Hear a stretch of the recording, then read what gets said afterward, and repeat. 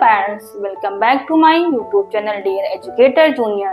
तो आज इस वीडियो में हम आपको R1, R2 and R3 CBSE NCERT language pattern के बारे में बताएंगे। तो क्या है R1, R2 एंड R3? जैसे कि हमारे यहाँ भारत में, इंडिया में या फिर यूपी में मान लीजिए कि दो लैंग्वेज होती है। तो ऐसी लैंग्वेज जो होती है जो एक दो लैंग्वेज यानी कि एक मदर टंग रहेंगी। R1 आपकी मदर टंग हो गई, R2 आपकी एक इंग्लिश लैंग्वेज हो गई और R3 एक ऐसी लैंग्वेज होगी जो कि अदर स्टेट से होगी। यानी कि अगर नॉर्थ इंडियन में आप रह रहे हैं तो नॉर्थ इंडियन वाले साउथ इंडियन की लैंग्वेज बोलेंगे और साउथ इंडियन वाले नॉर्थ इंडियन की लैंग्वेज बोलेंगे। तो इससे क्या है, हम कहीं जाएंगे तो हमें मतलब कम्युनिकेट करने में हमें कोई दिक्कत नहीं होगी लोगों से। तो यह CBSE NCERT पैटर्न ने यह किया है कि तो यह NCERT ने एक लैंग्वेज ऐड करी है तीसरी। अब हम बताते हैं। तो यह NCERT ने एक लैंग्वेज तीसरी ऐड कर ली है जिससे कि लोगों को, बच्चों को यह समझने में, पढ़ने में दिक्कत। NCERT के द्वारा 3 लैंग्वेज 2026 से हर स्कूलों में चलेगी जो कि क्लास 6 से स्टार्ट हो जाएंगी। यह लैंग्वेज में टीचर्स सभी बच्चों को एक क्लास में यहाँ लैंग्वेज सिखाएंगी। अब बात आती है कि इतने सारे बच्चे रहेंगे क्लास में, तो हर बच्चे, मान लीजिए कि एक क्लास में 40 बच्चे हैं तो 40 बच्चे अलग अलग लैंग्वेज सीखेंगे। तो ऐसा नहीं है।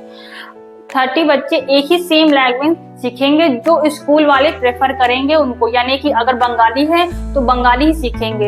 वो ये लैंग्वेज 2 से 3 साल तक की लगातार कंटिन्यू चलती रहेगी जिससे कि बच्चों को प्रॉपर तरीके से लैंग्वेज सीखना और बोलना लिखना आ सके। चलिए अब बात करेंगे step by step R1, R2 और R3। तो पहले बात करेंगे हम R1 के बारे में। R1 क्या है? R1 आपकी मदर टंग हो सकती है या फिर आप जिस भी स्टेट में रहते हो वहाँ की लैंग्वेज हो सकती है। ठीक है। अब नेक्स्ट आता है R2 में आप ऐसी लैंग्वेज चुनिए जो कि हर स्टेट या कहीं भी जाके आप यूज करते हैं, जैसे कि इंग्लिश हमारी इंटरनेशनल लैंग्वेज है। अब बात करते हैं R3। तो R3 में एक ऐसी लैंग्वेज चुनी जाएगी जो कि अलग स्टेट में बोली जाती है, जैसे कि नॉर्थ इंडियन वाले हमारे साउथ इंडियन में बोल सके और साउथ इंडियन वाले हमारे नॉर्थ इंडियन में ये लैंग्वेज बोल सके। अब स्कूलों में टीचर्स की भी दिक्कत आएगी। क्या हम अलग से कोई टीचर प्रोवाइड कराएंगे या फिर? तो ऐसा नहीं है। जो टीचर्स स्कूल में पढ़ा रही है उनको यह लैंग्वेज सीखनी पड़ेगी। 1 या 2 या 3 लैंग्वेज सीखनी पड़ेगी। उसी टीचर वही टीचर आगे जाके बच्चों को क्लास में पढ़ाएगी। अब बात आती है कि स्कूल वाले क्या मनमानी फीस ले सकते हैं इस अदर जो लैंग्वेज हमारी ऐड हुई है? तो ऐसा तो नहीं होना चाहिए।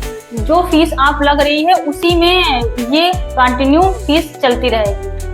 तो कैसी लगी हमारी NCERT की यह लैंग्वेज पॉलिसी और मेरे द्वारा दी गई जानकारी आपको अच्छी लगी तो मेरे इस वीडियो को लाइक कीजिए, चैनल को सब्सक्राइब कीजिए। मिलते हैं नेक्स्ट वीडियो में।